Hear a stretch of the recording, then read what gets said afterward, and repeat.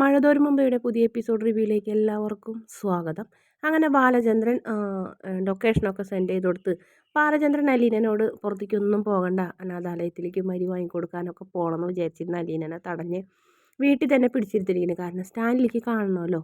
പക്ഷെ എന്താണ് ഏതാണ് ആരാണ് വരുന്നതെന്നൊന്നും പറയാനും പറ്റാത്ത അവസ്ഥ. അങ്ങനെ നമ്മുടെ അലീനയ്ക്കാണെങ്കിൽ ഇതെന്താ കാര്യമൊന്നും അറിയില്ല. അങ്ങനെ എല്ലാവരും കുട്ടികളെല്ലാവരും പോയി അലീനയും ബാലചന്ദ്രനും മാത്രമാവും. അപ്പോൾ ആ സമയത്ത് ലൊക്കേഷൻ നോക്കി ബാലചന്ദ്രൻ്റെ ഗേറ്റ് കടന്നു വരുന്നു നമ്മുടെ സ്റ്റാൻലി. നെടുമ്പുരയ്ക്കൽ വീട് എന്ന് കണ്ടപ്പോൾ തന്നെ സ്റ്റാൻലിക്ക് ആകെ ഒരു ടെൻഷൻ ഉണ്ടായിരുന്നു. പിന്നെ വൈജയന്തി അവിടെ ഇല്ലാത്തത് കൊണ്ട് വേറെ പ്രശ്നങ്ങളോ കൂടിക്കാഴ്ചകളോ ഒന്നും ഇല്ലല്ലോ. അതുകൊണ്ട് തന്നെ അങ്ങോട്ട് കയറി അവിടെ ചെന്ന് മുറ്റത്ത് നിൽക്കണ്. ആ സിറ്റ് ഔട്ടിൽ തന്നെ നിൽക്കും. ഒരുപാട് നേരം ഇങ്ങനെ അറച്ച് വീട്ടിലേക്ക് കയറണം. എന്തായാലും കോണിമ്പല്ലൊക്കെ അടിക്കും. അലീനല്ല സ്വീകരിക്കാൻ വരുന്നത്, ബാലചന്ദ്രൻ തന്നെയാണ്. മിസ്റ്റർ സ്റ്റാൻലി ജോസഫ് വരണം എന്നൊക്കെ പറഞ്ഞ് അകത്തേക്ക് വിളിച്ചിരുത്തും. അപ്പോൾ അലീന മുകളിൽ നിന്ന് ഇങ്ങനെ വരുമ്പോൾ സ്റ്റാൻലി ഇങ്ങനെ വല്ലാത്തൊരു ആഗ്രഹത്തോടെ നോക്കണ്. തൻ്റെ മകളെ 22-23 വർഷങ്ങൾക്ക് ശേഷം കാണുന്നല്ലേ, എങ്ങനെയായിരിക്കും, എന്തായിരിക്കും, കാണാൻ ഭംഗിയുണ്ടോ, നല്ല കുട്ടിയാണോ, അങ്ങനെയുള്ളൊരു ആകാംക്ഷയോടുകൂടി അയാൾ ഇങ്ങനെ നോക്കണ്. അപ്പോൾ അലീനനോട് അകത്തേക്ക് വിളിച്ച് പറയുന്നുണ്ട് ബാലചന്ദ്രൻ, അലീന 2 ചായ എന്ന് പറയും. അങ്ങനെ നമ്മുടെ അലീന ചായ ആയിട്ട് വരുമ്പോൾ കാലുമ്മ കാലിയേറ്റിച്ചിരുന്ന സ്റ്റാൻലി ആകെ ഞെട്ടിത്തെറിച്ച് കാലൊക്കെ ഇറക്കി വെച്ച് അന്തം വിട്ട് നിൽക്കണ്. കാരണം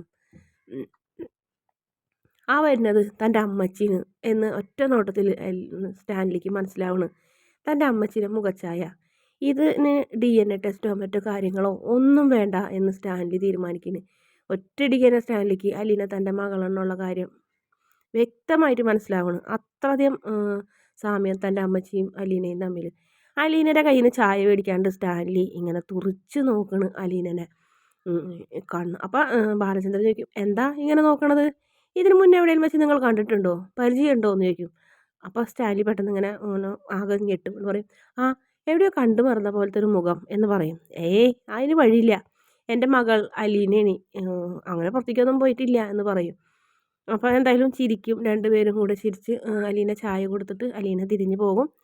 അപ്പോൾ ബാലചന്ദ്രനോട് ഇങ്ങനെ വിറയ്ക്കുന്ന ചുണ്ടുകളോടെ നമ്മുടെ സ്റ്റാൻലി പറയുന്നു, അതെൻ്റെ അമ്മച്ചിന്ന്. ബാലചന്ദ്രനെ അത് ഷോക്കാവണ്. കാരണം അപ്പോൾ അത്രയ്ക്ക് സാമ്യമുണ്ട്. ഇയാൾക്ക് ഇനി ഇതിൻ്റെ ഒരു ആവശ്യമില്ല. അപ്പോൾ തന്നെ സ്വീകരിക്കുന്നുള്ള കാര്യം ഉറപ്പായി. അതിന് ശേഷം പുറത്തേക്ക് ഇറങ്ങിയതിന് ശേഷം സ്റ്റാൻലി വിഷമത്തോടെ ബാലചന്ദ്രനോട് പറയുന്നൊരു വാക്കുകളുണ്ട്, എന്തെല്ലാം ഞാൻ എന്തെല്ലാം നോക്കണം എന്ന് പറയും. നോ നിങ്ങൾ പറഞ്ഞോ, എനിക്കൊരു വിഷമമില്ല. എൻ്റെ മോളെ ഞാൻ നോക്കുന്നതിനേക്കാളും ഒരു പിടി മുന്നിൽ സ്നേഹത്തോടെ നിങ്ങൾ പെരുമാറുന്നുണ്ടെങ്കിൽ മാത്രം നിങ്ങൾ അവളെ കൊണ്ടുപോയാൽ മതി. അല്ലെങ്കിൽ അവൾ എനിക്കൊരു ബാധ്യതയല്ല. അവളെ ഇവിടെ എൻ്റെ മക്കളുടെ ചേച്ചിയായിട്ട് ഈ വീട്ടിൽ വളരും, ബാലചന്ദ്രൻ്റെ മകളായിട്ട്, അതിലൊരു സംശയമില്ല. അവൾക്ക് വേണ്ടി ഞാൻ ആരെ ഉപേക്ഷിക്കാനും ഞാൻ തയ്യാറാണ് എന്ന് പറയും.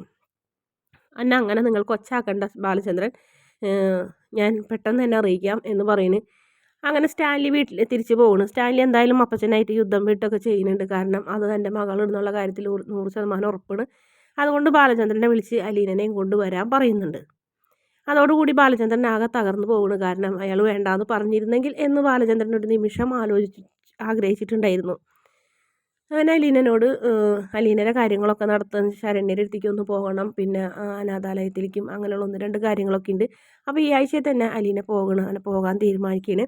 അങ്ങനെ നമ്മുടെ കൃഷ്ണമോള് അലീനയോട് ചോദിക്കുന്നു, ചേച്ചിക്ക് വിഷമില്ലേ ഇവിടെ നിന്ന് പോണേന്, ഇത് ചേച്ചിയുടെ സ്വന്തം വീടല്ലേ, ചേച്ചിയുടെ സ്വന്തം അമ്മയല്ലേ ഇവിടെ ഉള്ളത് എന്നിങ്ങനെ ചോദിക്കുന്നു.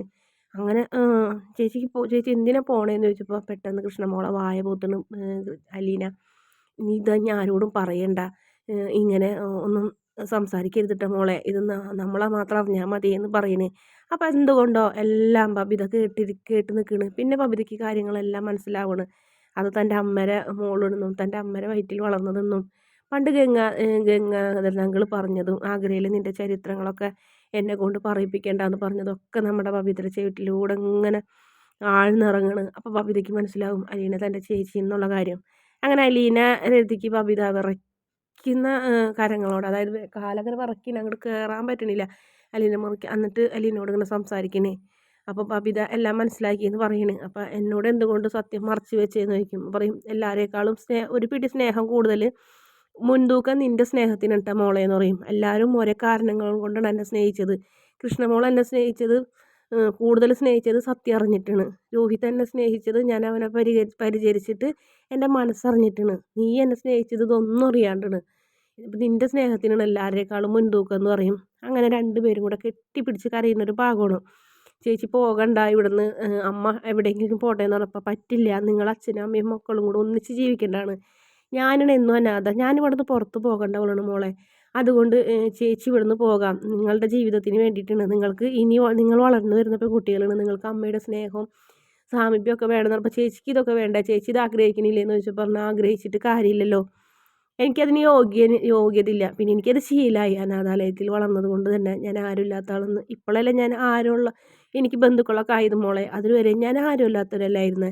അതുകൊണ്ട് ചേച്ചിക്ക് അങ്ങനെ ജീവിക്കാനുള്ള മനക്കെട്ടി ഉണ്ടെന്നൊക്കെ പറയും. അതിനുശേഷം ബാലചന്ദ്രൻ അലീനനെയും കൊണ്ട് പോകണ് ഡ്രസ്സൊക്കെ എടുക്കാൻ വേണ്ടിയിട്ട്. നല്ല നല്ല ഡ്രസ്സുകളൊക്കെ സെലക്ട് ചെയ്യണം, മറ്റൊരു വീട്ടിൽ പോയാൽ നിനക്ക് ഡ്രസ്സൊന്നും ഇല്ലാണ്ടിരിക്കരുതെന്ന് പറയും. അവിടെ നിനക്കൊരു ബുദ്ധിമുട്ടുണ്ടാവില്ല എന്നാലും എന്ന് പറഞ്ഞിട്ട് അലീന അങ്ങനെ ഒരുപാട് ഡ്രസ്സുകളൊക്കെ സെലക്ട് ചെയ്യുന്നു. ഇതേ സമയം തന്നെ നമ്മുടെ സ്റ്റാൻലി ജോസഫും അങ്ങനെ തന്നെയുണ്ട്, വാരിക്കോരി കൂട്ടണ് ഡ്രസ്സുകൾ. ആള് അളവും കാര്യങ്ങളൊന്നും നോക്കണില്ല. മനസ്സിൽ അലീന 22 വയസ്സായൊരു മോളുണ്ട്, അവളുടെ വണ്ണോ പൊക്കോ ഒന്നും ആൾ ചിന്തിക്കുന്നില്ല. കുറേ ഡ്രസ്സ് അങ്ങോട്ട് വാരിക്കൂട്ടി അളമാരിയിൽ അങ്ങോട്ട് മടക്കി വെപ്പിക്കുന്നു ജോലിക്കാരെ കൊണ്ട്. അപ്പോൾ അവർക്കൊരു പിടുത്തമില്ല, ഇത്രയും പ്രായമുള്ള ഏതൊരു പെൺകുട്ടീനെ ഇങ്ങോട്ട് വരുന്നത്, ഇനി മോള് വരുന്നുണ്ടോ എന്നൊക്കെ, കൊച്ചമ്മ വരുന്നുണ്ടോ, അങ്ങനെയൊക്കെ ഇങ്ങനെ അവരാലോചിക്കുന്നത്. അതുമാത്രമല്ല വീ പണിക്കാരൊക്കെ വെച്ച് കഴിഞ്ഞിട്ട് വീട് പെയിൻ്റ് അടിക്കലും മറ്റുള്ള കാര്യങ്ങളൊക്കെ ആയിട്ട് സ്റ്റാൻലി അങ്ങോട്ട് ഭയങ്കരമായിട്ട് അവരെ മുള്ളുമ നിർത്തണ്, ഡെക്കറേഷൻ ചെയ്യുന്ന വീട് അലങ്കരിക്കുന്നത്, കർട്ടൻ സാധനങ്ങളൊക്കെ മാറ്റി പുതിയത് വയ്ക്കുന്നതും, ഒരു കുഞ്ഞൊരു ഓട്ടയുള്ള ഭാഗം വരെയും അയാൾ ക്ലിയർ ചെയ്യിപ്പിക്കുന്നു പണിക്കാരെ കൊണ്ട്. അപ്പോൾ അവരും അന്തം വിട്ട് നിൽക്കണ്, ഈ ഇങ്ങേർക്ക് ഇത് എന്ത് പറ്റി, ആരാണ് വരുന്നത്, ഇത്ര വലിയ VIP ആണോ വരുന്നത്, വീട് ഇങ്ങനെയൊക്കെ ആക്കിയാലോ, ഭയങ്കര ഒരു എന്താ പറയുക, അവർക്ക് പറയാൻ പറ്റാത്ത രീതിയാക്കി എടുക്കണ്. ഒരു രാജകുമാരിനെ അല്ലെങ്കിൽ അത്ര വലിയ VIP വരവേൽക്കേണ്ട പോലെ ആക്കി സ്റ്റാൻലി ജോസഫിൻ്റെ വീട്. അതുപോലെ തന്നെ ഭക്ഷണങ്ങൾ എല്ലാവിധ മത്സ്യമാംസങ്ങളും എല്ലാതും വെച്ച് വേവിച്ച് പച്ചക്കറികളും സാമ്പാറും പായസവും എല്ലാം വെച്ച് വയ്ക്കുന്നു. അവർ വരുമ്പോൾ ഭക്ഷണം കഴിക്കാനെല്ലാം റെഡിയാക്കി അങ്ങനെ സ്റ്റാൻലി മകളെ വരവേൽക്കാൻ വേണ്ടി തയ്യാറായിട്ട് നിൽക്കണം. പക്ഷേ സ്നേഹം ഉള്ളിൽ മാത്രമേ ഉള്ളൂ, പുറത്തേക്ക് പ്രകടിപ്പിക്കുന്നില്ല. അത് ജോലിക്കാരോടായാലും അപ്പച്ചനോടായാലും ആരോടായാലും സ്നേഹം പ്രകടിപ്പിക്കുന്നില്ല. എന്തായാലും അലീന അങ്ങനെ സ്റ്റാൻലിയുടെ അടുത്തേക്ക് എത്തണ്. ബാലചന്ദ്രൻ അലീനനെയും കൊണ്ട് സ്റ്റാൻലിയുടെ അടുത്തേക്ക് ചെല്ലണ്. അവിടെ ചെല്ലണേക്കാളും മുന്നായിട്ട് പോകുന്ന വഴിക്ക് ഒരു ഹോട്ടലിലൊക്കെ കയറി അലീനയ്ക്ക് വയറ് നിറച്ച് ഭക്ഷണമൊക്കെ വാങ്ങിക്കൊടുക്കും. പകുതി എത്തുമ്പോൾ ബാലചന്ദ്രൻ അലീനനോട് സത്യങ്ങൾ പറയുന്നു. ഇപ്പം നീ കാണാൻ പോകുന്നത് നിൻ്റെ സ്വന്തം അച്ഛനെയാണ്, നിൻ്റെ അച്ഛൻ്റെ അടുത്തേക്ക് ഞാൻ കൊണ്ടാക്കാൻ പോകണമെന്ന് പറഞ്ഞപ്പോൾ അലീന ആകെ ഷോക്കായിട്ട പോലെ ആവും. എന്തുകൊണ്ട് അച്ഛൻ ഇത് എന്നോട് പറഞ്ഞില്ല എന്ന് പറഞ്ഞപ്പോൾ, എന്തേ എടി നിനക്ക് ഞാൻ നല്ലതല്ലേ ചെയ്യുള്ളൂ, അല്ലാണ്ട് വല്ലൊരു വീട്ടിൽ നിന്നെ ഞാൻ കൊണ്ടാക്കുമോ, നീ എന്താ കരുതിയത് എന്നെക്കുറിച്ചെന്നൊക്കെ ചോദിക്കും. എന്തായാലും അലീന നമ്മുടെ സ്റ്റാൻലിനെ ആദ്യമായിട്ട് കണ്ട മാത്രമേ തന്നെ കഴിഞ്ഞ ദിവസം തന്നെ വീട്ടിൽ വന്നത്, അപ്പോൾ തൻ്റെ അച്ഛനായിരുന്നു തന്നെ കാണാൻ വന്നതെന്നുള്ള കാര്യം അലീനയ്ക്ക് മനസ്സിലാവണം. എന്തായാലും ബാലചന്ദ്രനെ വെച്ച് നോക്കുമ്പോൾ സ്റ്റാൻലി അലീനയ്ക്ക് ഒന്നും അല്ലാത്തൊരവസ്ഥയാണ്. തൻ്റെ അച്ഛൻ ബാലചന്ദ്രൻ തന്നെയായിരുന്നു മനസ്സിൽ. അതോടുകൂടി തീരുമാനിക്കുന്നു അലീന. കാരണം അലീനനെ കാണുമ്പോൾ സ്നേഹത്തോടെ ഓടി വന്ന് കെട്ടിപ്പിടിക്കുക, ആദ്യമായിട്ട് കണ്ട ആ സ്നേഹം പ്രകടിപ്പിക്കുക ഒന്നും തന്നെ സ്റ്റാൻലിയുടെ ഭാഗത്തുനിന്ന് ഉണ്ടാവില്ല. അയാൾ ഹലോ മിസ്റ്റർ അലീന വെൽക്കം അങ്ങനെയൊക്കെയാണ് പറയുന്നത്. അതൊന്നും അലീനയ്ക്ക് രസിച്ചില്ല. അലീന ഉദ്ദേശിച്ച പോലത്തെ ഒരു അച്ഛനല്ല അത്. അലീനയുടെ മനസ്സിൽ അങ്ങനെ ബാലചന്ദ്രനോടുള്ള സ്നേഹം കൂടി വരുന്ന ഒരു ഭാഗമാണ് കാണിക്കുന്നത്. വീഡിയോ ഇഷ്ടപ്പെട്ടാൽ ചാനലൊന്ന് സബ്സ്ക്രൈബ് ചെയ്ത് സപ്പോർട്ട് ചെയ്യണേ.